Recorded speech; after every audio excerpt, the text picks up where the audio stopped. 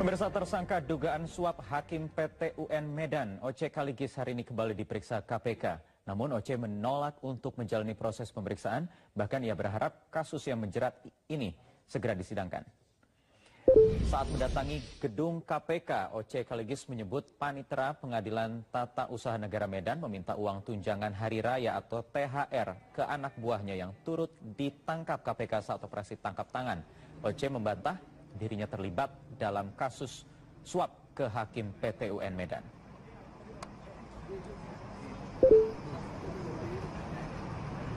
Ya, jadi ini hari cuma keterangan saya, saksi terhadap 3 hakim dan panitera. Saya tolak semua, saya bilang di pengadilan begini. Kenal sama Susi ya?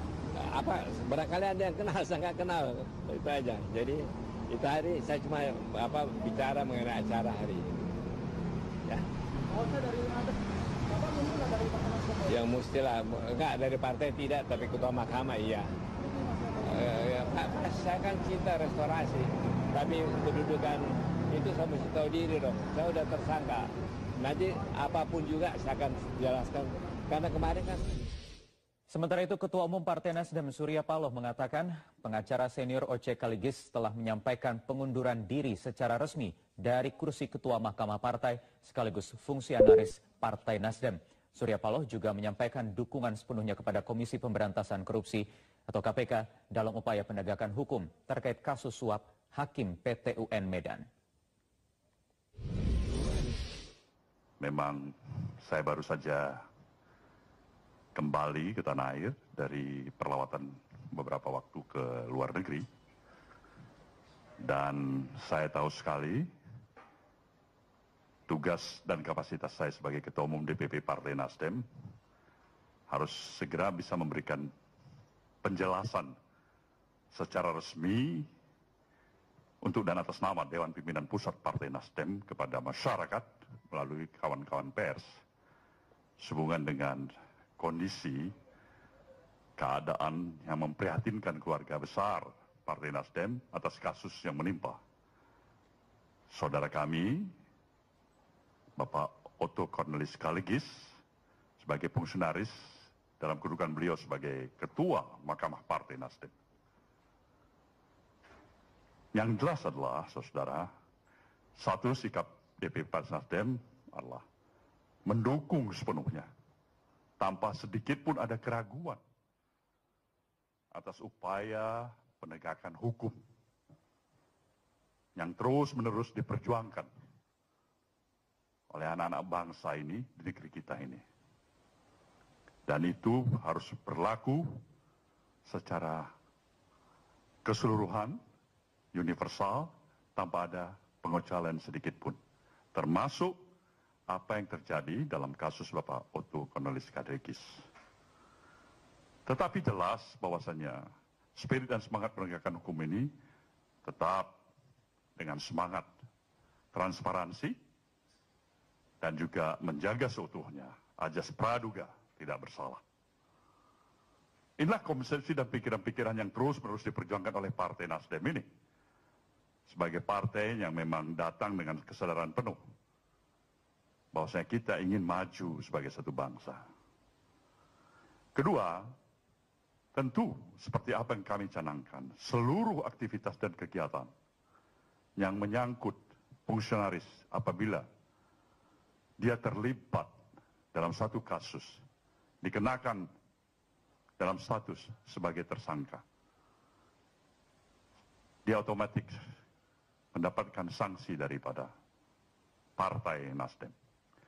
Tapi khusus dalam kasus Bapak Otto Cornelis Kaligis ini, tidak ada sanksi yang kami berikan saat ini karena sebelumnya, sejak kemarin malam beliau telah berbicara langsung pada saya, melakukan permohonan pengunduran diri beliau sebagai Ketua Mahkamah Partai, sekaligus fungsionaris Partai Nasdem. Bahkan menyatakan siap untuk mengundurkan diri sekaligus dari keanggotaan Partai Nasdem. Dengan rasa berat hati, saya menghargai ini dan menyatakan dapat menerima pengunduran diri beliau sebagai Ketua Mahkamah Partai, fungsionaris Partai Nasdem. Kedua, ada pertanyaan yang memang ditujukan kepada Dewan Pimpinan Pusat Partai Nasdem, apakah ada upaya-upaya pembelaan hukum yang diperlukan untuk memberikan dukungan kepada Bapak Otto Cornelius. Saya ingin menyatakan bahwasannya mengenal Otto Cornelius dalam kurun waktu hampir 40 tahun, sejatinya beliau adalah orang yang cukup memahami dengan seluk-beluk hukum. Kapasitas dan kapabilitas beliau, saya pikir sampai hari ini tidak pernah diragukan. Bahkan saya pikir kalau perlu orang lain, barangkali siapa saja masih memerlukan bantuan hukum, saya kan dan percaya Otto Cornelius bisa memberikan bantuan hukum itu.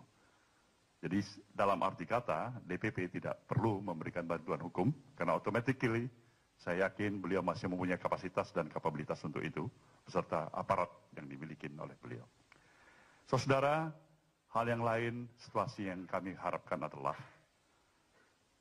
bahwasanya perjuangan Partai Nasdem ini untuk terus-menerus mengajak dan membangun semangat kebangsaan dengan memberikan suri keteladanan, mengedepankan nilai dan suri keteladanan, profesionalitas dan moralitas, tidak boleh terhenti oleh 1, 2, 3, 4, 5, bahkan 1000 kasus yang kita hadapi. Nasdem akan melanjutkan terus upaya-upaya gerakan perubahan restorasi bangsa ini.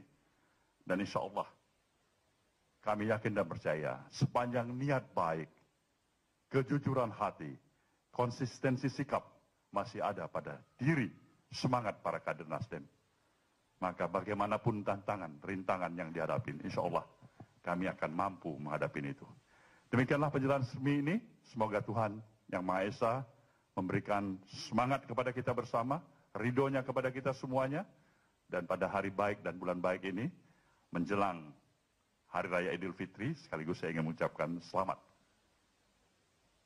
memasukin masa akhir bulan suci Ramadan, dan selamat Hari Raya Idul Fitri. Terima kasih. Wabillahi taufiq wal hidayah. Wassalamualaikum warahmatullahi wabarakatuh. Ya, pengakuan Yagari Bastara mengantarkan KPK menggeledah kantor pengacara OCK sejak Senin malam hingga Selasa dini hari. Sebelumnya Gary bersama 4 orang tersangka lainnya telah ditetapkan sebagai tersangka dalam kasus dugaan suap Hakim PT UN Medan, Sumatera Utara. Jejak dokumen merupakan bukti yang kuat bagi KPK untuk menyisir kasus korupsi. Inilah yang membuat penyidik KPK menggeledah kantor OC Kaligis & Associate di Jalan Majapahit, Jakarta Pusat. 25 penyidik dikerahkan untuk menelusuri dokumen-dokumen yang memperkuat dugaan keterlibatan OC Kaligis. Salah satu tersangka kasus suap Hakim PT UN Medan, Yagari Bastara alias Gary, merupakan anak buah OC Kaligis. Gary dan 3 hakim serta seorang panitera ditangkap penyidik KPK di kantor PT UN Medan pada Kamis 9 Juli lalu. Mereka berhasil dicokok KPK melalui operasi tangkap tangan. Dari operasi tangkap tangan tersebut, penyidik menemukan 5.000 uang dalam bentuk dolar Amerika Serikat di ruang hakim. Penggeledahan selanjutnya, KPK menemukan 10.000 dolar Amerika dan 5.000 dolar Singapura yang diduga berasal dari Gary sebagai uang suap kepada Ketua PT UN Medan dan 2 hakim. Asal-muasal uang suap inilah yang membuat KPK bergerak untuk menelusurinya. Dari hasil penyelidikan KPK, diketahui bahwa uang tersebut merupakan bagian dari komitmen uang suap sebesar 30.000 dolar Amerika. Menurut PLT Wakil Ketua KPK, Johan Budi, Senin kemarin KPK hendak memeriksa OC Kaligis, namun yang bersangkutan tidak hadir.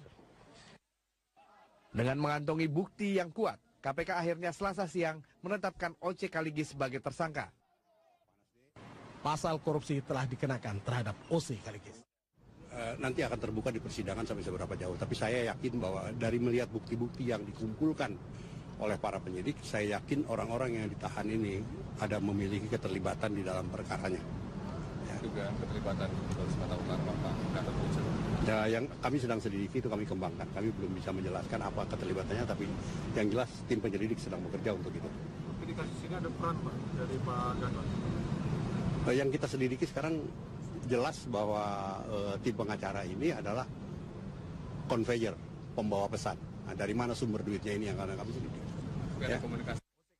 Selain Oce Kaligis, KPK juga telah memanggil Gubernur Sumut, Gatot Pujo Nugroho, untuk diperiksa sebagai saksi. Tetapi yang bersangkutan mangkir. Gatot yang juga diduga terlibat baru akan diperiksa lagi setelah Lebaran 22 Juli mendatang. Tim Liputan Metro TV.